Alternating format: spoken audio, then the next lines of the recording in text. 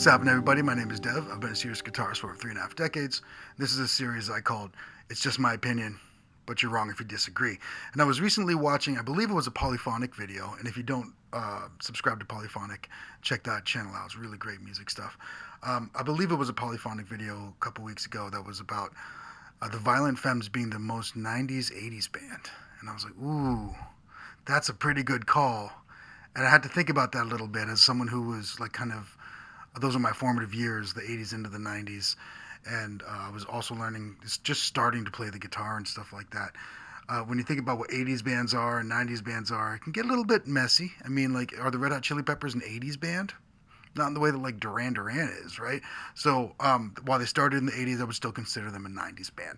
And it made me think quite a bit about, you know, is that true? Are the Violent Femmes the most 90s, 80s band? And that's a hell of a choice. It's very, very good. But I would put R.E.M. as the most 90s, 80s band. And as I was thinking about this, a couple honorable mentions are The Cure, who were just a little bit outside of the popular zeitgeist, which really does help understand how they helped pave the way for the alternative music revolution. Although I think R.E.M. were really the ones who lit that path for everyone else. And another one who was just a little more tangential from the mainstream was, of course, Sonic Youth. And I think those three, you can kind of see those, in my brain, those are three of the most 90s, 80s bands in a bunch of different ways. I actually went back and listened to a lot of R.E.M. when I was thinking about that. I was like, oh, this is really... I forgot about some of my favorite songs are the deep cuts on their albums, and they had put out so much material that you start kind of hearing the jangly college rock guitar stuff and kind of think that that's the majority of what they do, or that's all that they do. And it is probably the majority of it, but wildly diverse catalog with R.E.M. In particular, the song that made me realize that when I was young was "Underneath the Bunker" on Life's Rich Pageant. I remember hearing that on a mixtape that a friend had made for me in high school. I was like, "What was that?" He was like, "That was R.E.M." I was like, "That was R.E.M.? I didn't know that they did stuff like that." You know, so that's my pick for the most '90s, '80s band. And while I was listening to the R.E.M. stuff, I was like, "Well, so then." Who's the most 80s, 90s band? And this was really, really weird for me. And it ended up being Jane's Addiction for me. And part of that was Jane's Addiction is one of the most important bands to me in the world. And some of the best shows that I ever saw were Jane's Addiction shows. But when I was listening to some of the stuff, I just had it kind of going in the background while I was doing some other work. I was like emailing or something like that. And I had this moment of like, wow, this is actually, I can't remember exactly what song it was. It might have been Pigs in Zen, actually, which would be interesting. But I was like, this actually sounds like musically, not lyrically or even vocally, but musically it actually had more in common with a Motley Crue than it did with, Pearl Jam or Nirvana or something like that, which was a really interesting experience to have as someone who's been listening to them since like 1990 or something like that. So they kind of got my vote for the most 80s, 90s band. Again, I think they started in the 80s, but they're pretty representative of what was going on in the 90s. And again, in terms of breakthrough success in paving the path for the alternative rock revolution, I think the R.E.M. and then a little bit heavier than R.E.M. we get Jane's Addiction, and those two kind of bringing the left of the dial idea to the mainstream. It's kind of hard to explain this, I guess, if you weren't around back then, but like record stores were just separated into genres, and if something didn't fit into one of the genres, it would be in the like new releases area, and then they wouldn't know where to put it.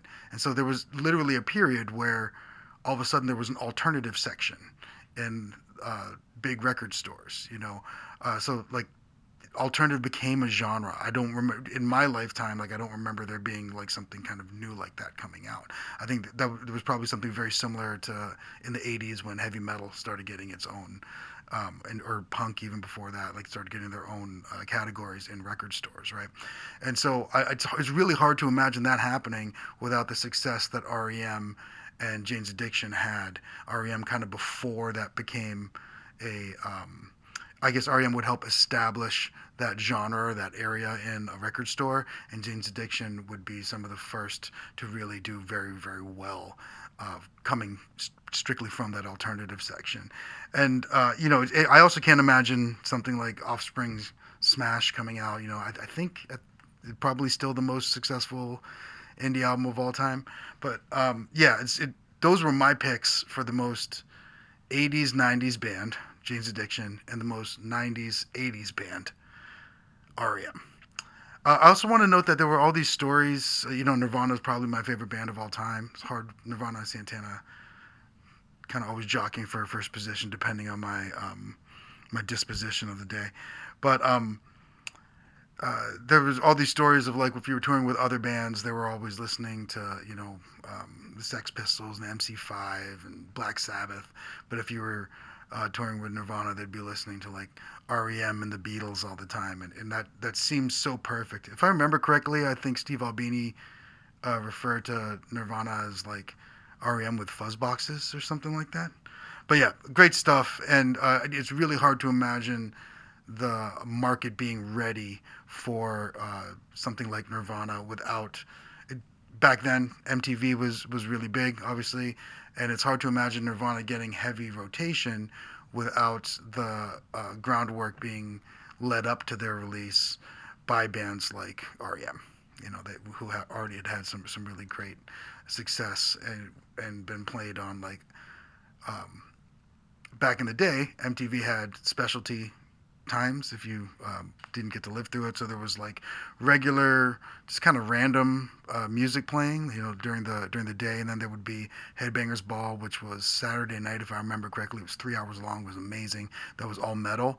And then there was 120 minutes, which I think was Sunday night. I don't remember. It might have been Thursday night. 120 minutes was the alternative rock like show that was on, and a lot of bands never broke out of those boxes. Like a lot of bands you would see in 120 minutes. For some reason, Concrete Blonde is coming to mind right now. Would be in heavy rotation in 120 minutes and never break out into like the regular rotation, which would be like getting on the radio or something like that. And like Jane's Addiction was a band that was able to do that. Like kind of move out of the alternative scene. I mean, they might have even predated 120 minutes, but they were able to you were able to just see Stop in Ben Caught Stealing in regular rotation, and that really led the way for amongst other bands at the time like Guns N' Roses and Warrant and stuff, and not to mention like Shania Twain and all the great hip hop that was going on at the time. So that it was hard to get into that regular rotation. Jane's Addiction did it, and that really paved the way for the alternative revolution to keep going. So yeah, that's just my opinion, and you're wrong if you disagree. See you around.